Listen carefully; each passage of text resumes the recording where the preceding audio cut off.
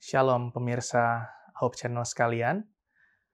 Saya akan menceritakan bagaimana perjalanan Tuhan akan kehidupan saya yang sebelumnya saya tidak mengetahui ini akan terjadi di kehidupan saya, bahkan di kehidupan semua orang. Di saat saya mulai berkeluarga dan Tuhan mengaruniakan sebuah putri yang sangat lucu dan juga diberkati oleh Tuhan. Namun di saat yang bersamaan, Tuhan memberikan sebuah hadiah. Hadiahnya itu apa?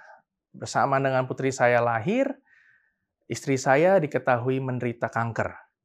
Pada saat saya berada di dalam ruang operasi, saya melihat bagaimana kanker itu sudah menjalar di seluruh rongga abdomen, kalau kita bilang di seluruh perut ya, dari istri saya. Saya sangat-sangat syok. Kenapa? Karena sampai saat dia sudah saatnya melahirkan, tidak ada sama sekali indikasi atau apapun yang menyatakan bahwa dia memiliki sebuah kanker gitu. Kanker ini sudah menjalar kemana-mana, tumor ini sudah menjalar kemana-mana, ke usus, ke liver, ke ginjal, ya.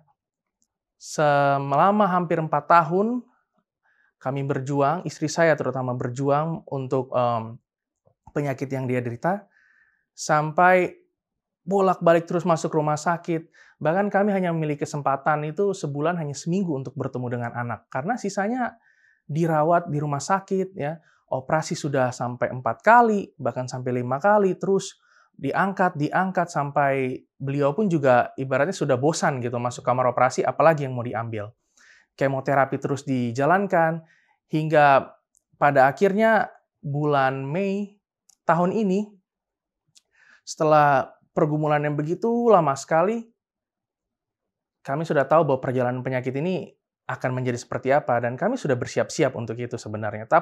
Namun bagaimanapun bersiap-siapnya kita untuk menghadapi ajal, tidak akan pernah siap, terutama istri saya. Dan dia di dalam pelayanannya terus semangat, walaupun alat medis sudah terpasang, jadi dia itu sudah banyak sekali, karena sudah banyak organ yang sudah dipotong, maaf kata, dia harus buang air besar, harus melalui kantong yang ada ditempel di perutnya, atau kita bilang dengan stoma, ya. Ususnya harus keluar, kemudian dia berkemih pun harus melalui selang ginjal, jadi ginjalnya sudah harus dipasang selang di kedua kiri kanan ginjalnya, kemudian dipasang lagi alat di dalam rongga dadanya untuk menemukan akses pembuluh darahnya, karena memang semua sudah hancur.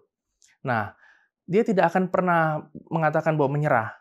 Hingga pada akhirnya di awal tahun ini, pendeta dan majelis menunjuk dia untuk menjadi pimpinan PP. Pada saat itu kami bahkan belum menyelesaikan siklus pengobatan kemoterapi, ya, masih di rumah sakit. Kemudian dia katakan bahwa ini ada tawaran dari pendeta untuk menjadi ketua PP. Saya bilang, pada saat itu pendeta menelpon, saya katakan bahwa, udah, matiin aja. Ngapain? Ya, kita aja masih di sini berjuang. Apa-apaan sih? Kemudian hanya katakan kepada pendeta, pendeta, kasih saya waktu beberapa saat, nanti saya telepon balik. Ya kan? Dia katakan kepada saya, inilah tujuan saya, yaitu untuk melayani orang. Selama Tuhan masih memberikan saya nyawa, saya akan tetap melayani Tuhan. Di situ saya mulai mengeluarkan air mata. Saya katakan bahwa, waduh, ini serius. Saya katakan kepadanya bahwa apapun yang kamu lakukan, perbuatan baik apapun yang kamu lakukan, kamu tidak bisa membeli Tuhan. Dan dia bilang, iya benar, saya tidak bisa membeli Tuhan, dan saya tidak bisa merubah hati Tuhan. Apapun yang Tuhan akan berikan kepada saya, baik itu rancangan baik atau buruk, saya akan terima. Di situ saya katakan kepadanya, ya sudah, terserah kamu. Akhirnya beliau mengiyakan. Tapi saya bilang bahwa, sudah pasti kamu tidak akan maksimal. Iya, sudah pasti tidak akan maksimal, tapi saya akan buat semaksimal mungkin dari keterbatasan saya. Karena memang dia ini sudah banyak sekali topangan peralatan medis. Saya katakan bahwa dia ibaratnya sebagai etalase medis berjalan. Susah sekali untuk pergi warawiri atau kemana tanpa bantuan, gitu kan. Hingga pada akhirnya bulan Mei tahun ini, tanggal 8, Beliau masuk ICU dan itulah masuk ICU terlama yang pernah dia hadapi, ya, sekitar 6 minggu di ICU. Prosesnya terus semakin jelek, dan beliau diistirahatkan oleh Tuhan pada tanggal 8 Juni tahun ini.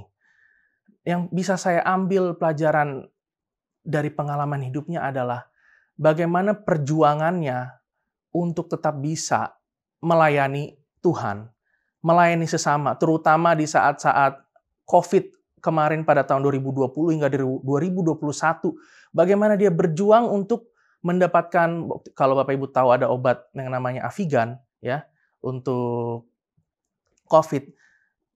Dia berjuang sampai menelepon sana-sini untuk bisa mengirim obat itu ke daerah-daerah.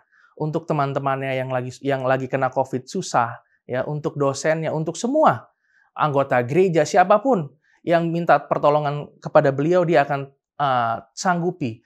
Dan juga banyak sekali pelayanan-pelayanan yang dia tetap lakukan, ya, mulai itu baik itu di Sumatera, di Jawa, di Pulau Sulawesi, dalam bentuk KKR, pelayanan medis, ya. Jadi setiap kali habis kemo, saya katakan kepada dia, ayo supaya kita semangat kemo berikutnya, yuk kita keluar kota. Dia bilang, kita keluar kota tapi harus ada maknanya. Saya mau bawa obat-obatan. Jadi kita isi penuh kendaraan kita dengan obat-obatan supaya kita bisa bagikan kepada saudara-saudara kita yang ada di daerah-daerah.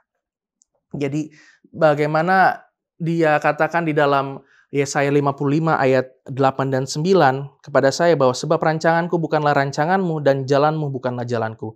Demikianlah firman Tuhan, seperti tingginya langit dari bumi, demikianlah tingginya jalanku dari jalanmu dan rancanganku dari rancanganmu. Ini merupakan rancangan yang tidak sama sekali kami pikirkan selama kami hidup. Kami berpikir bahwa ya terus berkarir, terus naik kelas, terus dan segala macamnya dengan cita-cita setinggi mungkin. Tetapi pada saat yang sama Tuhan mengatakan enough. Saya akan arahkan kalian ke tempat yang lain. Hingga pada saat ini saya belum tahu arah mana Tuhan yang akan berikan kepada saya. Saya bersama putri saya, kami masih tetap dalam keadaan duka. Tapi saya memiliki pengharapan bahwa suatu saat saya akan bertemu dengan dia. Nah, revival atau kebangkitan ini, program dari ASI ini, telah menanamkan sebuah pengharapan, yaitu sebuah kebangkitan kepada saya di dalam kesedihan saya bahwa ini tidak akan lama. Karena Tuhan pasti akan segera datang. Kiranya Bapak Ibu sekalian, pemirsa Hope Channel yang saya kasihi, bersiap-siap akan kedatangan Tuhan yang kedua kalinya. Kiranya Tuhan memberkati. Amin.